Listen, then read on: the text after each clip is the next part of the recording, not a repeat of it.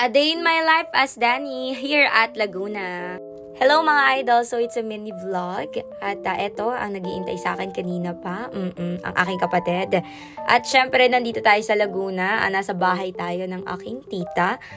Napagdesisyon na namin na umuwi dito dahil na-miss ko rin sila sobra. Reunion na rin ng family. Andyan yung kapatid ko, andyan yung mama ko, andyan yung kapatid ko ulit. Ang dami. Andyan yung mga tita ko, ang lola ko nandyan, syempre. Ang mga auntie ko, yan, na mahal ko. Ang sarap lang, no, umuwi sa hometown nyo. Talagang na-miss ko yung laan, yung simoy ng hangin, yung fresh air. At saka take note, hindi ko pa kayo nadadala sa bahay ko. Dun sa bahay namin, tapat namin ang bukid. And dito naman, green rin. Maliban na sa akin, green-minded. Chares!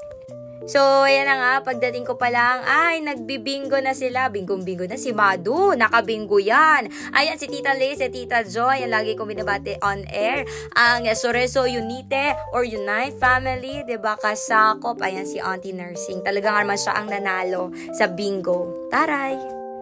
Normal celebration lang na nagsama-sama, tamang bingo lang, sa loob lang, stay at home, ganun. Tapos, syempre ako nakisali rin dyan, kaso hindi talaga ako nanalo. So, okay lang, better luck next time. And a movie marathon, one of my favorite talaga.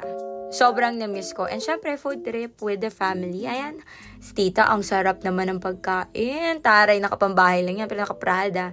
Adi, wow, sana all. Sa yung tita ko na kahit anong mangyari talagang hindi kita iiwan. Ganon siya. At ito naman ang aking mama. Sabi niya haggard pa daw niya. Pero hindi mo na kailangang mag-ayos, ma.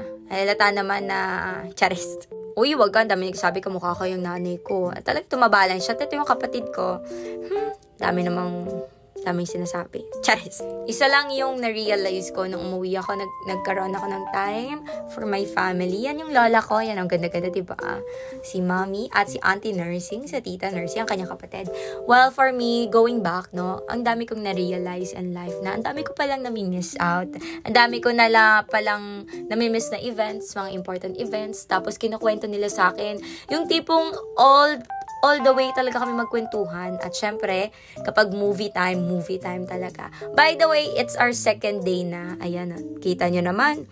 Talagang hilata, girl. Talagang sinusulit ko yung moment. Kasi ito yung banding namin ng tita ko, ng family ko. Yung movie marathon talaga. All day, all night. Syempre, buti na lang wala siyang pasok. And ako din, wala akong pasok. So, we got to spend our time wisely and talagang masayang-masaya. Sobra. Kasi ang dami namin kwento, chika, while nanonood. At isa rin sa mga achievement ay nakita ko itong si Tita Joy na talaga nga namang natuto na siya mag-drive.